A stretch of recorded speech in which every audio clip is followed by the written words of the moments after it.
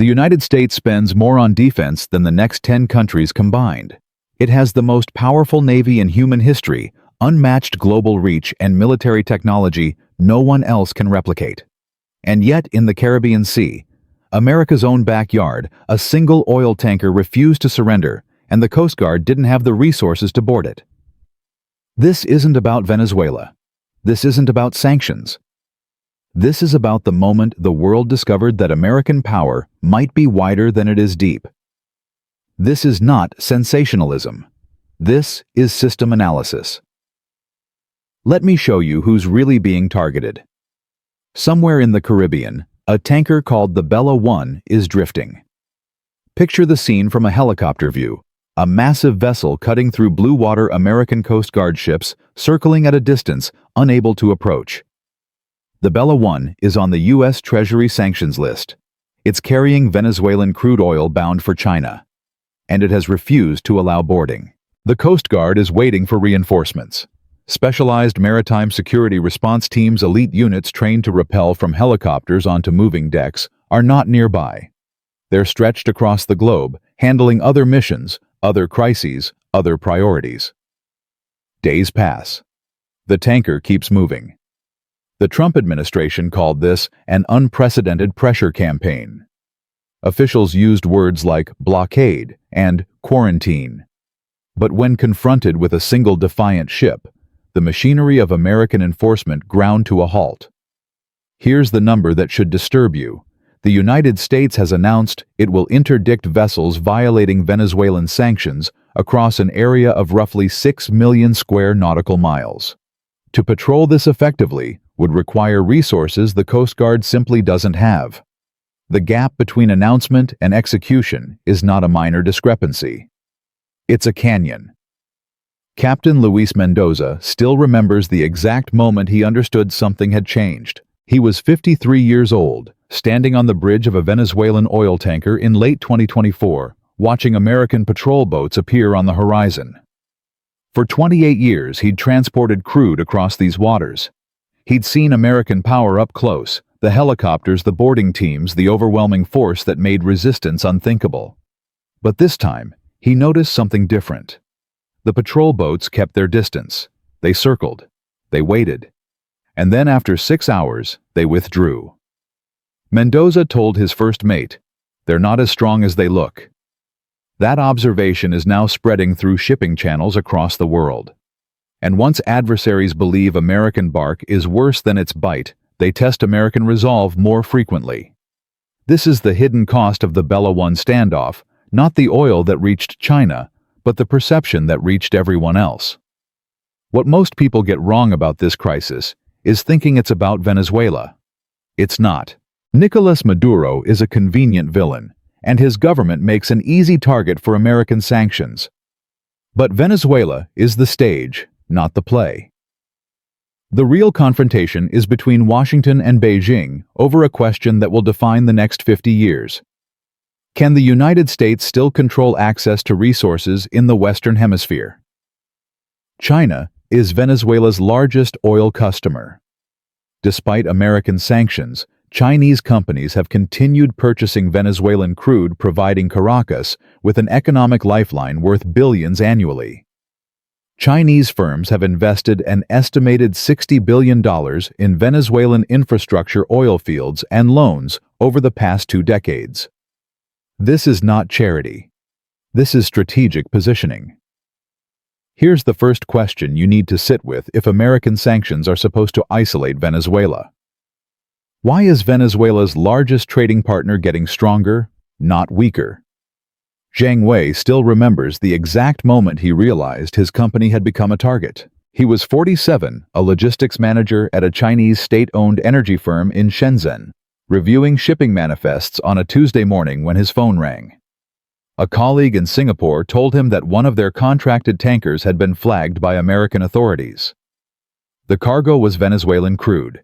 The destination was Guangdong province. The message was clear: continue this trade and face consequences. Zhang spent 3 hours in emergency meetings. By evening, his company had rerouted the shipment through intermediaries that American tracking systems couldn't easily follow. They want to cut us off, Zhang told his wife that night. So we build new roads. That phrase, "we build new roads," captures China's entire response to American pressure. Alternative shipping routes, alternative payment systems, alternative international institutions. Every American sanction accelerates Chinese efforts to create a parallel global infrastructure that doesn't depend on American permission. Meanwhile, in Houston, the consequences flow in a different direction. Marcus Thompson still remembers the exact moment his refinery went quiet. He was 39, a shift supervisor at a facility that had processed Venezuelan heavy crude for 15 years. When sanctions tightened, the supply vanished. The refinery tried to pivot to other sources, but the economics didn't work. Venezuelan crude was uniquely suited to their equipment. Within 18 months, the facility reduced operations by 40%. Marcus took a pay cut of $23,000 annually to keep his job. 200 of his colleagues weren't as lucky. "We were told sanctions would hurt them," Marcus said, gesturing toward a map of Venezuela on his office wall. "Nobody mentioned they'd hurt us too." The winners and losers of this confrontation don't align with the official narrative. American refiners suffer. Chinese state companies adapt. Venezuelan elites find workarounds. And ordinary workers in Texas, in Caracas, in Shenzhen, absorb the costs of a conflict they didn't choose. Here's the second question that should challenge everything you've been told. If American sanctions are designed to change Venezuelan behavior, why have they been in place for nearly a decade without achieving that goal? At what point does a policy stop being a strategy and start being a ritual? The answer begins with something called long-armed jurisdiction, the American practice of applying U.S. laws extraterritorially, reaching across borders to punish foreign companies operating in international waters. China calls this an abuse of power. The United States calls it essential to national security. But behind this legal argument is a deeper fight over whether we still live in a unipolar world where American preferences become global rules. The Monroe Doctrine declared the Western Hemisphere off-limits to outside powers in 1823. For 2 centuries, that doctrine held. The Soviets challenged it once with Cuba, and we came within hours of nuclear war. Now China is challenging it again. Not with missiles, with money, with oil tankers, with the patience of a civilization that thinks in centuries. And the question nobody in Washington wants to answer is whether America can still enforce a doctrine written when China was a crumbling empire and the Caribbean was an American lake. The Bella One is still out there, and what happens next will tell us more about the future of American power than any speech, any summit, or any election. The Monroe Doctrine is still out there, encoded in American strategic thinking like an operating system most people have forgotten was installed. And China is testing whether it still runs. To understand what's happening in the Caribbean right now, you need to understand a mechanism that most people have never heard of, but that shapes global trade every single day. It's called extraterritorial jurisdiction, or as Beijing puts it with calculated contempt, long-armed jurisdiction. Here's how it works in plain language. The United States passes a law saying you cannot trade with Venezuela. That law applies to American companies, which makes sense. But then Washington extends it further.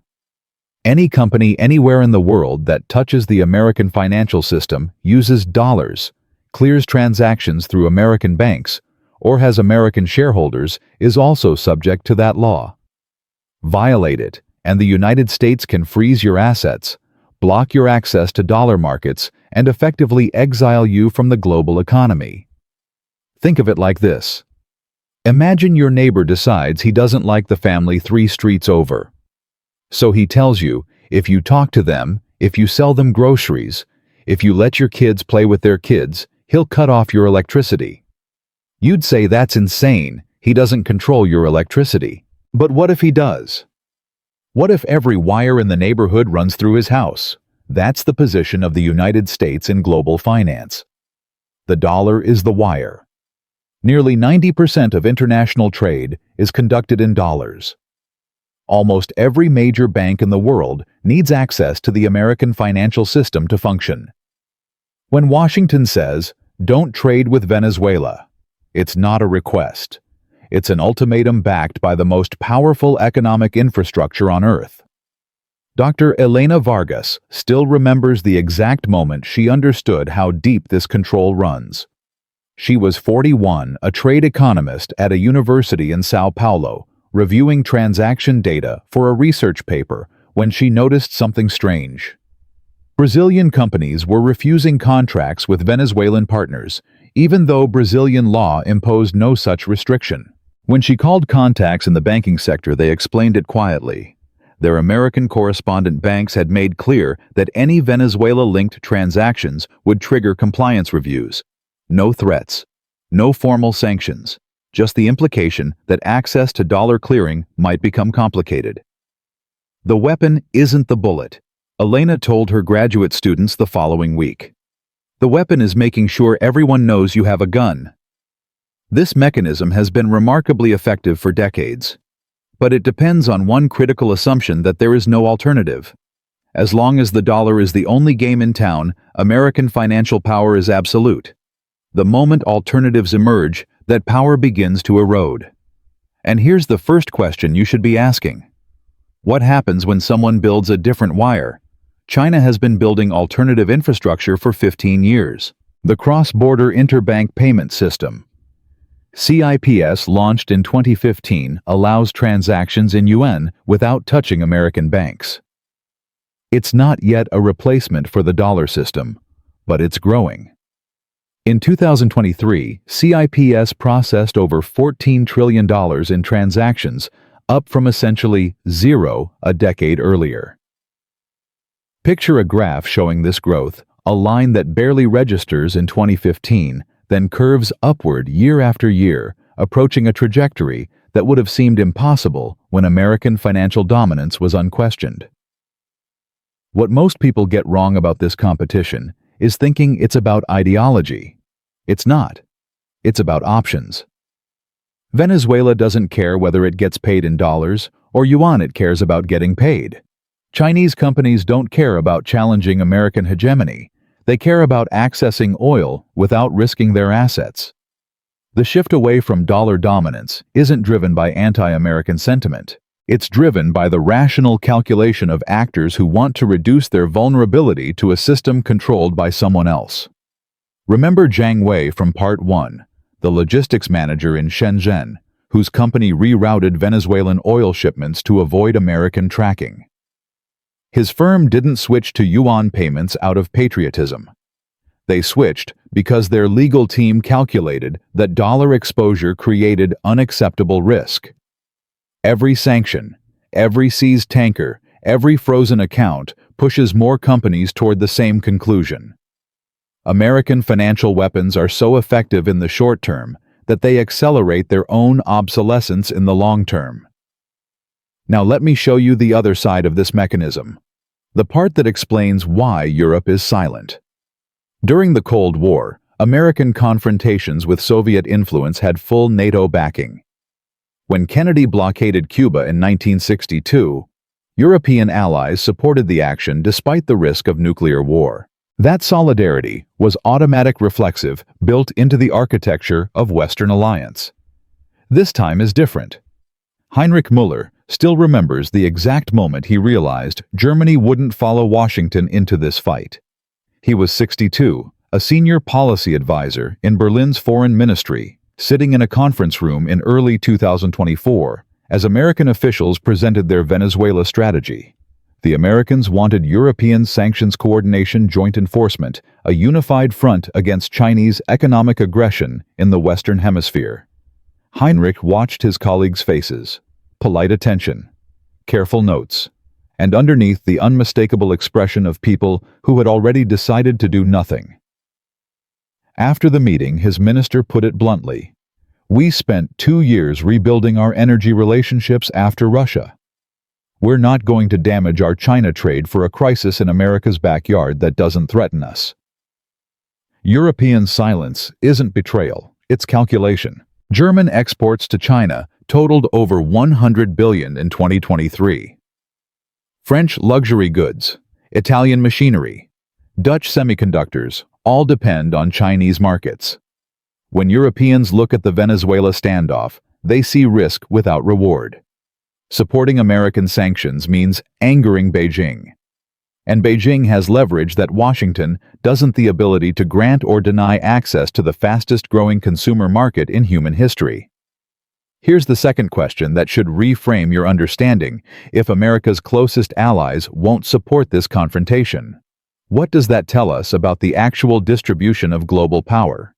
The answer is uncomfortable. American dominance was never just about military strength or financial infrastructure. It was about the perception that American leadership served everyone's interests. That perception is fracturing, not because America has weakened dramatically, but because alternatives have emerged, and other powers are calculating that following Washington's lead no longer offers the best return on investment.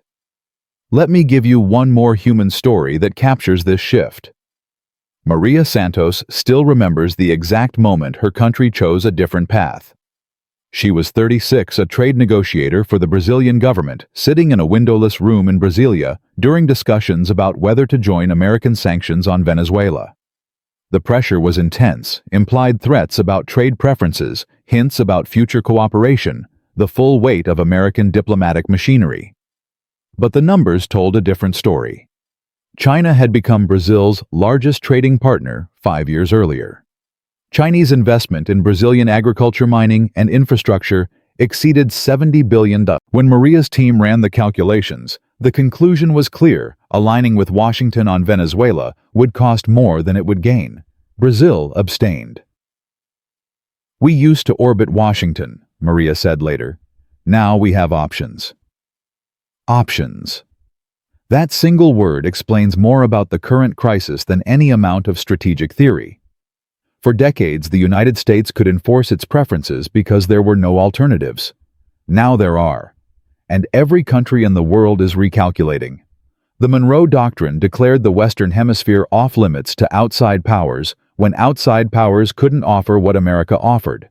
Now China can match American investment, exceed American demand for commodities, and provide financial infrastructure that doesn't come with American conditions.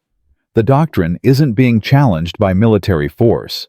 It's being outbid, and the bidding war is about to escalate into something neither side can easily control. The Monroe Doctrine isn't being challenged by military force. It's being outbid, and what comes next reveals how the game is actually played, not on aircraft carriers, but in boardrooms, shipping lanes, and the quiet calculations of people who understand that power flows to those who can deliver what others need.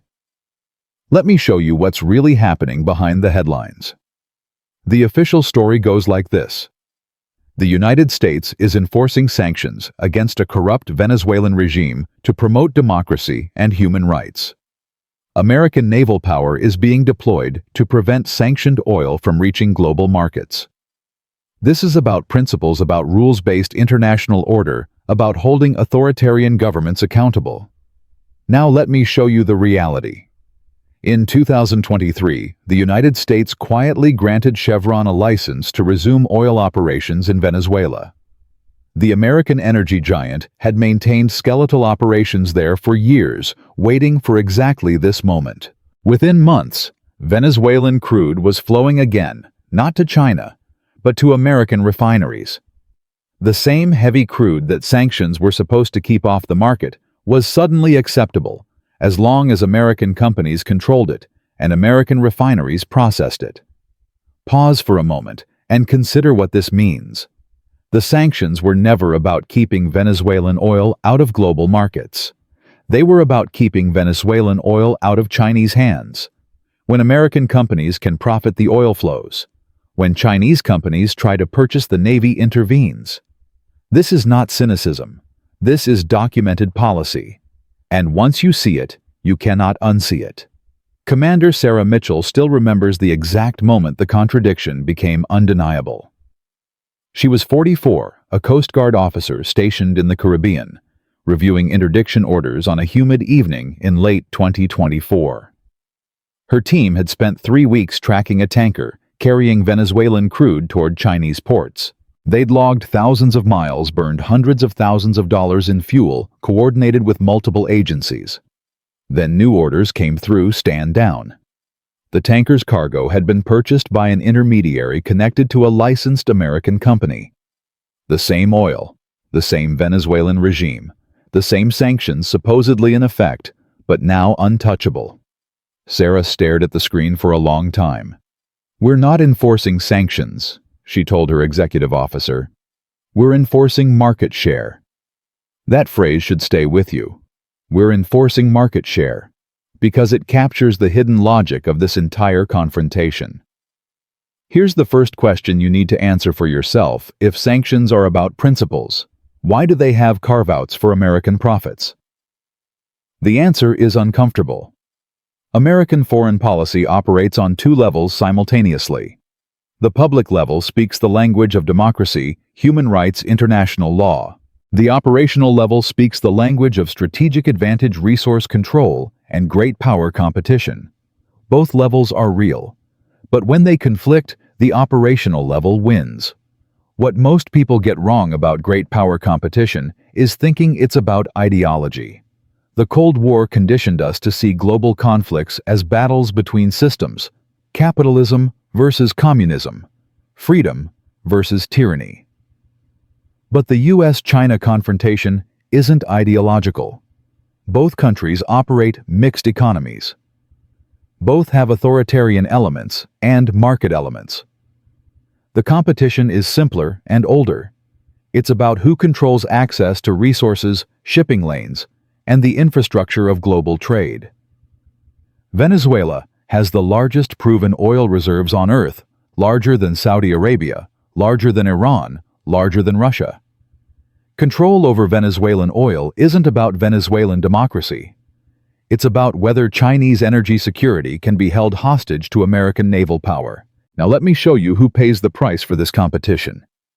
Rosa Delgado still remembers the exact moment her family's grocery store went dark. She was 57, running the same small shop in Caracas that her mother had opened 40 years earlier. When American sanctions tightened in 2019, her suppliers couldn't get dollars to import goods. Shelves emptied. Prices exploded. Her savings, $12,000, carefully accumulated over 3 decades, became worthless within months as inflation spiraled beyond control. Rosa sold the store for the equivalent of $400 in late 2021. "They say they want to help us," she told a journalist who asked about American policy. "But we're the ones starving." Picture a split screen. On one side, Rosa's empty shelves in Caracas. On the other, Chevron executives in Houston announcing record quarterly profits from their newly licensed Venezuelan operations. The sanctions didn't change the regime. They changed who profits from Venezuelan misery. This is the rage moment. This is what the policy actually produces. American sanctions have been in effect for nearly a decade. Nicolás Maduro is still in power. The Venezuelan elite the people sanctions supposedly target have adapted. They use intermediaries, shell companies, cryptocurrency. They vacation in Turkey and the UAE. They send their children to European universities. The people who cannot adapt, who cannot escape, who have no options, they absorb the cost. Malnutrition rates among Venezuelan children tripled between 2017 and 2022. Maternal mortality doubled. 3 million people fled the country. Not regime officials, ordinary people. And here's what should make you question everything you've been told. American policymakers know this. The data is not hidden. The humanitarian catastrophe is documented by the UN, by human rights organizations, by American government agencies themselves. The policy continues because Venezuelan suffering is considered acceptable, perhaps even useful, as long as it prevents Chinese energy security. Remember Marcus Thompson from Part 1, the refinery supervisor in Houston, who took a $23,000 pay cut when Venezuelan crude stopped flowing. Here's what he doesn't know. Chevron's licensed operations are shipping Venezuelan crude to different American refineries, ones that didn't need to lay off workers because they had the right political connections to get exemptions. Same oil, same sanctions, different outcomes depending on who you know. The second question you should be asking: who designed this system and who benefits from its contradictions? Let me show you another human story that reveals the answer. James Chen still remembers the exact moment he understood how the game works. He was 38, a compliance officer at a Singapore-based shipping company, reviewing a contract for Venezuelan crude transport in early 2024. The cargo would go to China, technically a sanctions violation. But the contract included an elaborate structure. The oil would be purchased by a Dubai intermediary, transferred to a Liberian-flagged vessel, and delivered to a Malaysian port before final shipment to Guangdong. Each step added cost. Each step employed lawyers, bankers, logistics specialists, a small army of professionals whose job is to navigate the gap between announced policy and actual practice. James calculated that the sanctions compliance premium added roughly $8 per barrel. Not a barrier, a toll. Sanctions don't stop trade, James explained. They tax it, and the tax goes to people like me. This is the hidden economy of great power competition. Thousands of professionals in Dubai, Singapore, Hong Kong, and London who specialize in making prohibited transactions technically permissible. The trade continues. The oil flows. But now it flows through intermediaries who extract fees at every step. Sanctions don't isolate Venezuela. They enrich the people who know how to work around them. The real winners aren't in Washington or Beijing. They're in the gray zones between the lawyers, the bankers, the shell company specialists who profit from complexity. The real losers aren't regime officials who adapt. They're ordinary people in Caracas, in Houston, in Shenzhen, who pay higher prices for energy that now travels longer routes through more middlemen. Here's the unexpected truth. The United States and China both benefit from maintaining this tension. Washington gets to look tough on Venezuela without actually changing the regime. Beijing gets to position itself as an alternative partner for countries tired of American conditions. Both powers use the confrontation to rally domestic support, to justify military spending, to frame themselves as defenders against foreign aggression. The people who don't benefit are everyone else. Dr. Helena Vargas from Part 2. The Brazilian economist who discovered how American financial pressure works through informal channels has a phrase for this. Managed conflict, she calls it. Competition that's intense enough to justify defense budgets and nationalist rhetoric, but controlled enough that it never disrupts elite interests. They're not trying to win, she told me. They're trying to maintain a game that serves them both. Picture a map of the Caribbean with arrows showing oil flows, official routes, sanctioned routes, gray market routes that weave through intermediaries. The arrows don't stop. They just get more complicated, passing through more hands, generating more fees, while the underlying trade continues.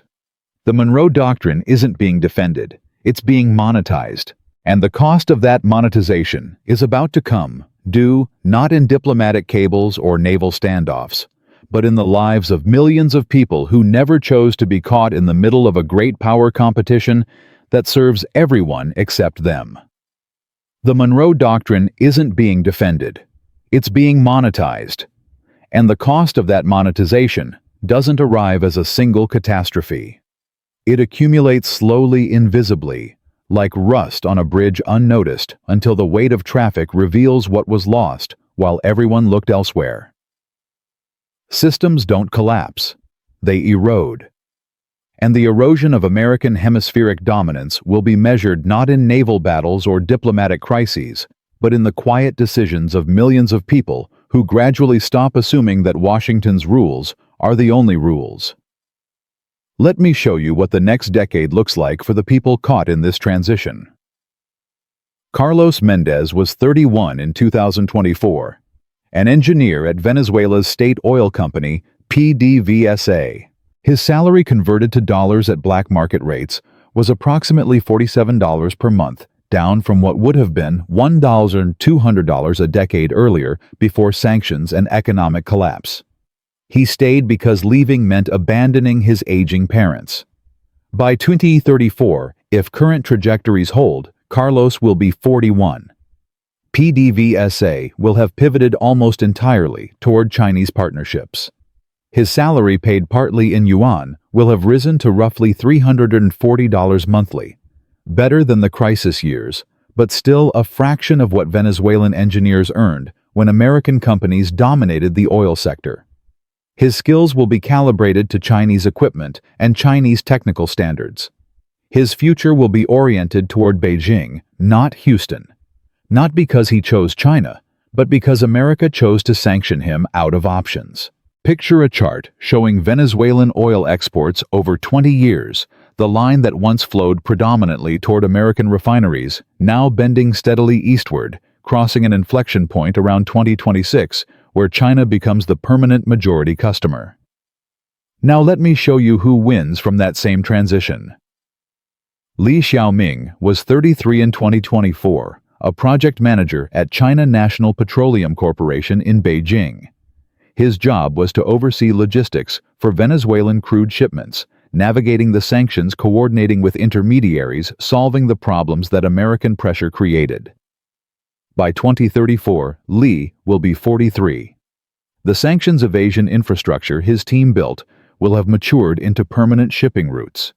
His department, once a small crisis response unit, will have grown into a major division managing $15 billion in annual energy imports from Latin America. His bonus that year will exceed $180,000 wealth, built directly on the opportunities that American sanctions created. Carlos and Li will never meet. They exist in parallel worlds, connected only by the oil that flows from one to the other. But their trajectories reveal the underlying logic of this competition. Sanctions don't stop trade, they redirect it. And the redirection benefits those positioned to profit from new routes, while punishing those trapped in the transition. Here's the first question you need to carry forward. If American policy is making Carlos poorer and Li richer, what exactly is being accomplished? What most people get wrong about long-term consequences is imagining them as dramatic breaking points. The reality is duller and more devastating. Power shifts not through explosions, but through accumulation, 1,000 small decisions, each one rational in the moment, that collectively add up to a transformed world. Remember Helena Vargas from Part 2, the Brazilian trade economist, who discovered how American financial pressure works through informal bank channels.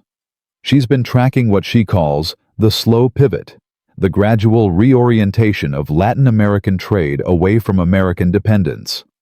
In 2015, the United States was the largest trading partner for 12 Latin American countries. By 2024, that number had dropped to 7. By her projections, it will be 4 by 2034. Not because anyone declared a break with Washington, because Chinese demand, Chinese investment, and Chinese infrastructure simply became more attractive. The contrast case that illuminates this trajectory is Indonesia. In 1997, Indonesia faced an economic crisis that required IMF intervention. American conditions were attached: austerity measures, market liberalization, structural reforms. The population suffered enormously. A decade later, Indonesia had recovered, but the memory remained. American-led institutions impose painful conditions in exchange for help. When China offered infrastructure investment through the Belt and Road Initiative, Indonesia compared offers. Chinese loans came with fewer conditions. Chinese projects came with Chinese workers and Chinese equipment, but they also came without lectures about governance. By 2024, Chinese investment in Indonesia exceeded $20 billion. Indonesia still trades with America, still maintains security relationships with Washington, but the gravitational center of its economic future has shifted. Venezuela is following the same path, not by choice, but by exclusion. Adriana Rojas still remembers the exact moment she understood her children's future would not include America. She was 44, a middle school principal in Maracaibo, sitting in her small apartment in 2024, reviewing university options for her 17-year-old daughter, before sanctions. Ambitious Venezuelan students dreamed of American universities. Miami, Houston, Boston. Visa restrictions, financial isolation, and currency collapse had made that impossible. Adriana's daughter was applying to universities in Shanghai and Beijing schools, offering scholarships specifically targeting Latin American students from sanctioned countries. "She'll learn Mandarin instead of English," Adriana said quietly. "Her network will be Chinese. Her opportunities will be Chinese. In 20 years, she'll think in Chinese." This is not cultural conquest. It's market response. When one door closes, people find others. And a generation of Venezuelans is growing up oriented toward Beijing because Washington made itself inaccessible. The strategic implications compound over decades. By 2034, industry analysts project that China will import approximately 4 million barrels of Venezuelan crude daily, roughly triple current levels. Chinese companies will operate the majority of Venezuela's producing oil fields. Chinese-built refineries will process Venezuelan heavy crude for Asian markets. The infrastructure will be Chinese-designed, maintained by Chinese-trained engineers, financed by Chinese banks. At that point, American sanctions become almost meaningless. The entire supply chain will exist outside American jurisdiction. The dollar-denominated financial system won't matter because the transactions won't touch it. Here's the second question that should reframe your understanding. At what point does a policy designed to isolate an adversary become a policy that isolates yourself?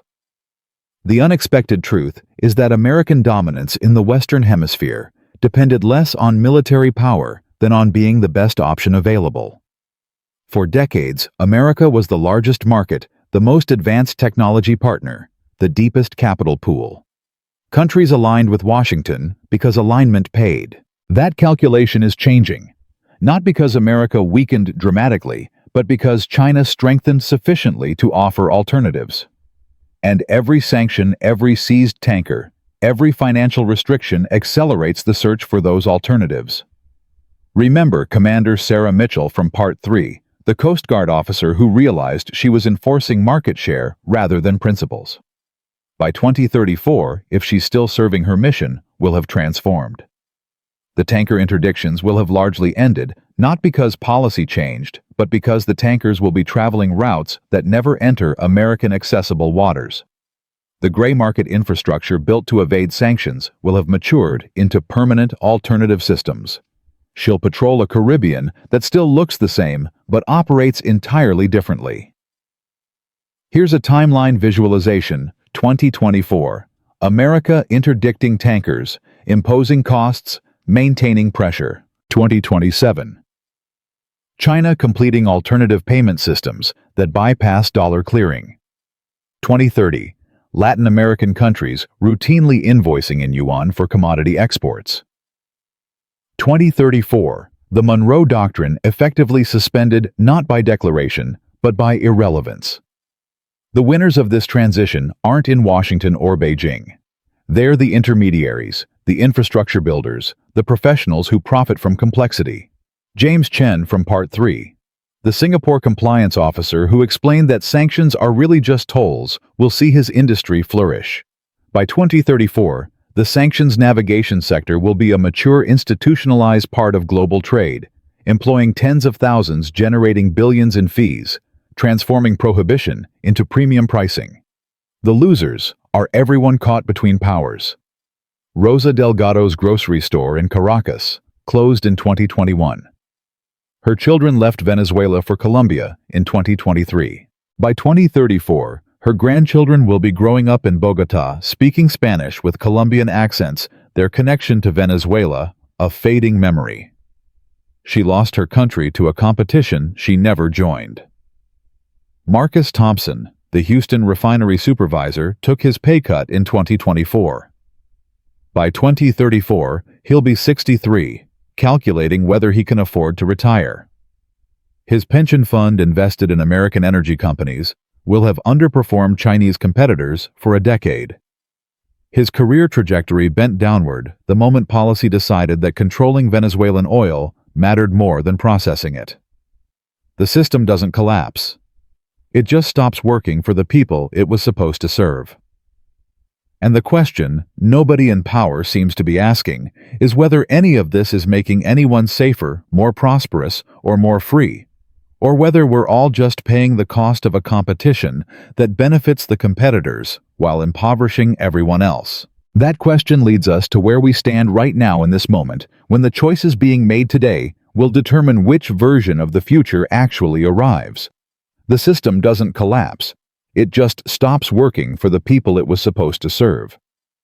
And the question nobody in power seems to be asking is whether any of this competition is making anyone safer, or whether we're all paying the cost of a game that only benefits the players.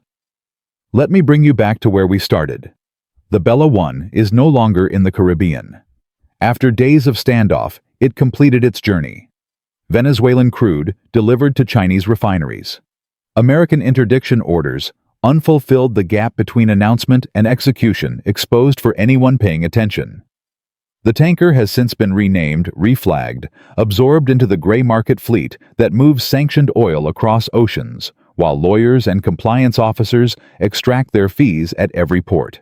Captain Luis Mendoza, the Venezuelan tanker commander from Part 1, who watched American patrol boats withdraw after 6 hours of circling, has a new assignment. He now captains vessels on the China route, exclusively longer journeys, better pay, less risk of interdiction. When I asked him what changed, he laughed quietly. "Nothing changed," he said. "We just stopped pretending the old rules still applied." That phrase captures something essential about this moment. The rules haven't been rewritten. They've been revealed as suggestions enforceable against the weak, negotiable for the strong, and profitable for those who understand the difference. Here's the pattern that connects everything we've examined. In Part 1, we saw the paradox: American power announced, but not enforced. In Part 2, we traced the mechanism dollar dominance as a weapon that accelerates its own obsolescence. In Part 3, we exposed the reality: sanctions that don't stop trade, but redirect it toward those positioned to profit. In Part 4, we projected the trajectory: a decade of slow erosion that transforms the map, while everyone watches the headlines. The pattern is consistent. Policies designed to isolate adversaries instead create opportunities for alternatives. Pressure intended to force compliance instead accelerates the search for escape routes. And the costs always inevitably flow downward to people who never made the decisions that shaped their options. Picture a world map with trade routes animated over time: 2015, 2020, 2025, 2030. Watch the arrows shift. Watch the flows redirect. Watch the centers of gravity move. The change isn't dramatic in any single year. It's cumulative, relentless, and by the time it becomes obvious, it's already irreversible. Zheng Wei, the logistics manager in Shenzhen, whose company rerouted Venezuelan oil through intermediaries to avoid American tracking, has been promoted. His expertise in sanctions navigation is now a corporate asset. His team has tripled in size. When we spoke again, he offered an observation that stayed with me. Americans think in terms of winning and losing. We think in terms of patience. You don't defeat a wall by running into it. You walk around it, and eventually everyone forgets the wall was supposed to matter. That patience is China's strategic advantage. Not military power, the United States still dominates there. Not economic size, America remains the largest economy by most measures. But temporal orientation. Beijing plans in decades. Washington plans in election cycles. And when those time frames collide, the longer view usually wins. Here's the first question you should ask yourself in the competition you're watching. Who is playing for next quarter's results, and who is playing for the next generation's position? The unexpected truth is that this confrontation may serve both powers more than it serves anyone else. Washington gets to demonstrate resolve, justify defense spending rally, domestic support against a foreign rival. Beijing gets to position itself as a defender of sovereignty, an alternative to American conditions, a partner for countries tired of being told what to do. The confrontation itself becomes the product useful for both sides, costly for everyone in between. Remember Rosa Delgado, whose grocery store in Caracas went dark when sanctions made imports impossible.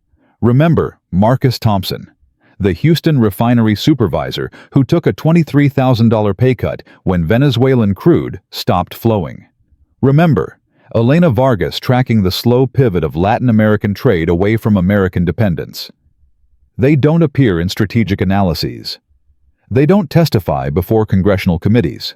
They just absorb the consequences of decisions made in rooms they'll never enter. This is not a video about who's right. It's a video about how power actually operates, not through the stories we're told, but through the mechanisms we're not supposed to notice. Let me offer you a framework. Not investment advice. Not political prescription. Just 3 questions to carry with you when you encounter stories like this one. First, when a policy is announced, ask who pays the cost and who collects the benefit. Follow the money, not the rhetoric. Second, when a confrontation escalates, ask what both sides gain from the escalation itself. Sometimes the fight is the point. Third, when you're told this is about principles, ask what happens to those principles when they conflict with powerful interests. The exceptions reveal the actual rules. Here's the second question that should stay with you. If you can see this pattern clearly, why do the people making these decisions continue as if it's invisible? The answer is uncomfortable. They see it too. They just calculate that the costs fall on people who don't matter to their calculations. Venezuelan families who can't afford food. American workers whose refineries go quiet. Brazilian farmers caught between superpowers they didn't provoke. The pattern continues because the people who pay aren't the people who decide. Commander Sarah Mitchell, the Coast Guard officer, who realized she was enforcing market share rather than principles, requested a transfer last month. She's moving to a different assignment, one where the gap between mission and reality feels less like a daily confrontation with institutional dishonesty. I joined to protect people, she told me.